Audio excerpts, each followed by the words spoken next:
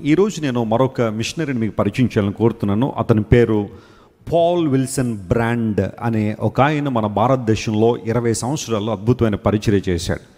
ఆయన పేరు Paul Wilson brand. ఆయన భారతదేశంలోనే పుట్టాడు. వాస్తవానికి వారు ఇంగ్లాండ్ దేశానికి సంబంధించిన వారు. అయితే తల్లిదండ్రులు భారతదేశానికి మిషనరీలుగా వచ్చేశారు.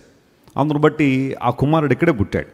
భారతదేశంలోనే తమిళనాడులో ఆయన జన్మించిన తర్వాత తల్లిదండ్రులు ఇద్దరు కూడా ఆల్రెడీ మిషనరీలు కాబట్టి చిన్నప్పటి నుంచి కూడా మిషనరీ ఫ్యామిలీ ఎలా ఉంటుందో, వాతావరణం ఎలా ఉంటుందో అన్నీ కూడా అధ్యయనం చేసిన తర్వాత తల్లిదండ్రులు ఆ బిడ్డను తన 9 ఏళ్ల ప్రాయంలో మరలా ఇంగ్లాండ్ పంపించేశారు.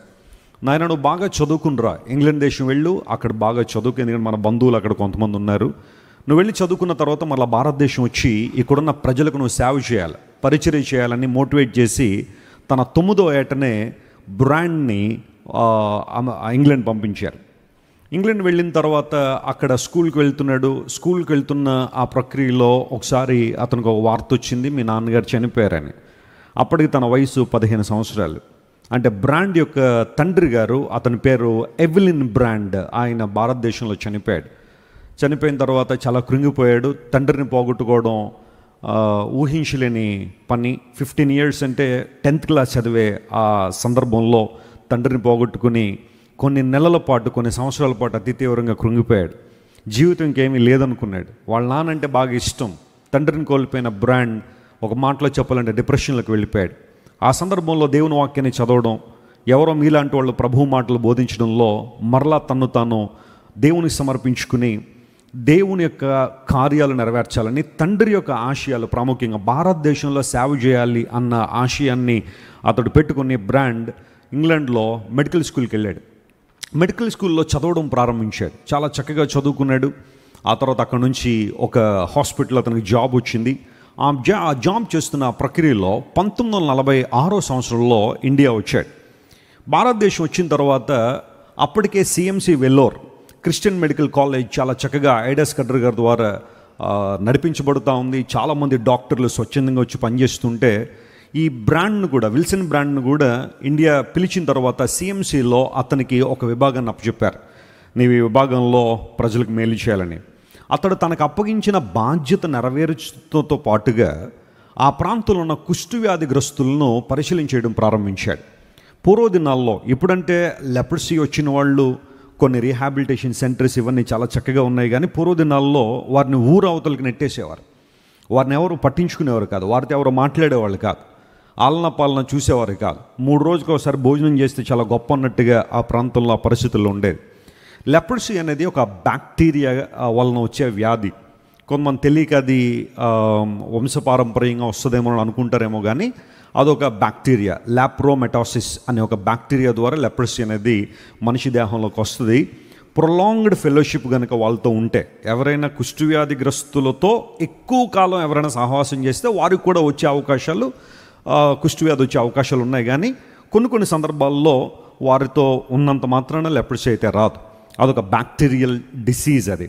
అంతకుముందు వరకు కూడా పాల్ విల్సన్ బ్రాండ్ రీసెర్చ్ చేయనంత వరకు కూడా ఈ లెప్రసీ అనేది ఒక టిష్యూకి సంబంధించిన వ్యాధి అనుకున్నారు. కానీ అతడు ఆ తర్వాత రీసెర్చ్ చేసి ప్రపంచానికి తెలియజేసింది ఏంటంటే, లెప్రసీ అనేది బాడీలో ఉన్న టిష్యూస్కి సంబంధించింది కాదు, అది నర్వ్స్కి సంబంధించిన, నరాలకు సంబంధించిన వ్యాధి అని గుర్తించాడు. అందును బట్టి ఆ లెప్రసీ బ్యాక్టీరియా బాడీలోకి వచ్చిన తర్వాత కొన్ని నరాలను పనిచేయకుండా ఆపేస్తుంది. కాబట్టి చేతుల్లో రక్త ప్రసరణ ఆగిపోవడం ద్వారా, కాళ్ళల్లో రక్త ప్రసరణ ఆగిపోవడం ద్వారా ఆ కాళ్ళన్నీ కూడా ఒక మాటలో చెప్పాలంటే తినివేయబడినట్టుగా, ఇంకా నిరుపయోగంగా అయిపోయినట్టుగా అనిపిస్తూ ఉన్నాయి. కొంతమంది లెప్రసీ వచ్చిన వారి దుస్థితి ఎలా ఉంటుందంటే, కన్నురెప్పలు కూడా పడవంట. ఆ కన్నురెప్పలు కూడా పడకుండా అలాగే కళ్ళు తెరుచుకుని నిద్రపోతున్నారా అన్నట్టుగా వారు ఉంటారు. ఆ కళ్ళల్లో పురుగులు పడుతున్నా, లేకపోతే ఏమైనా దోమలు పడిపోయినా వారికి స్పర్శ కూడా తెలియదు. కాబట్టి అలా ఉండిపోతే అవి ఆ కళ్ళల్లో పడిపోవడం ద్వారా కొంతకాలానికి గాయాలు అయిపోయి ఇబ్బందులు పాలైన వారు కూడా చాలామంది ఉన్నారు. ఆ సెన్సిటివిటీని కోల్పోతారు వారు.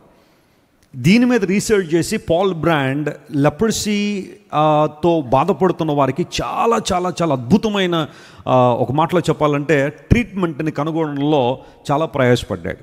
ఆ తర్వాత ఈ చేతులకు, కాళ్లకు సర్జరీలు చేయడం, కళ్ళకు సర్జరీలు చేయడంలో బ్రాండ్ తన జీవితాన్ని వెచ్చించి 20 సంవత్సరాల్లో అద్భుతమైన పరిచర్య అనేక మందికి చేశాడు.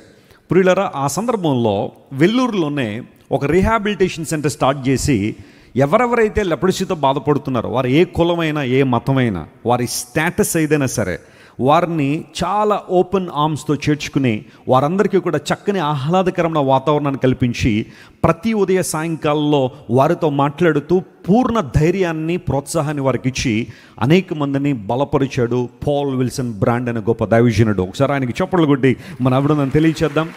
ఎన్నో అవార్డులు, రకరకాలైన ప్రైజెస్ అన్నీ కూడా అతనికి వచ్చాయి.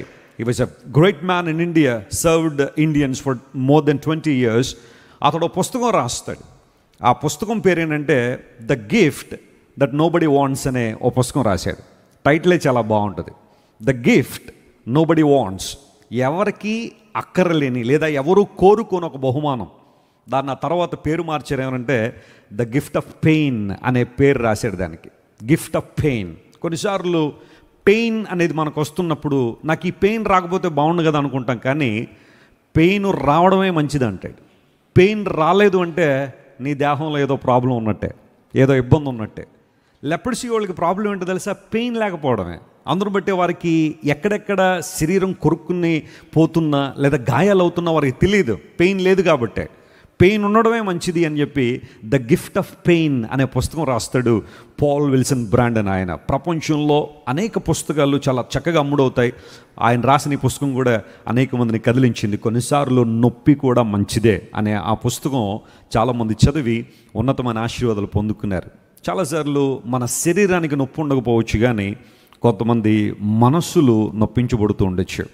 మానసికమైన గాయాలు కొంతమందికి తగులుతూ ఉంటాయి. ఎవరు అన్న మాటలు కావచ్చు, లేనిపోయిన నిందలు వేయడం ద్వారా లేదా అవమానించడం ద్వారా, నలుగురిలో అవమానించడం వలన కొన్నిసార్లు మనిషి గాయాలు అవుతూ ఉంటాయి. శరీరానికి తగిన గాయాలు కొంతకాలానికి తగ్గిపోతాయేమో, కానీ మనసులో పడిన గాయాలు అంత త్వరగా తగ్గేవి కాదు. మరి ఆ గాయాలను ఎవరు కడతారు?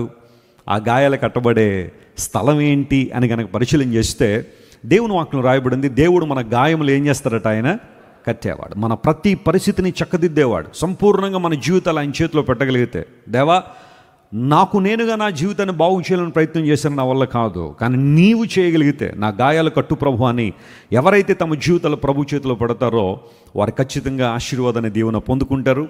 ద గిఫ్ట్ ఆఫ్ పెయిన్ అనే పుస్తకం అనేక మందిని ప్రభావితం చేసిన పుస్తకం.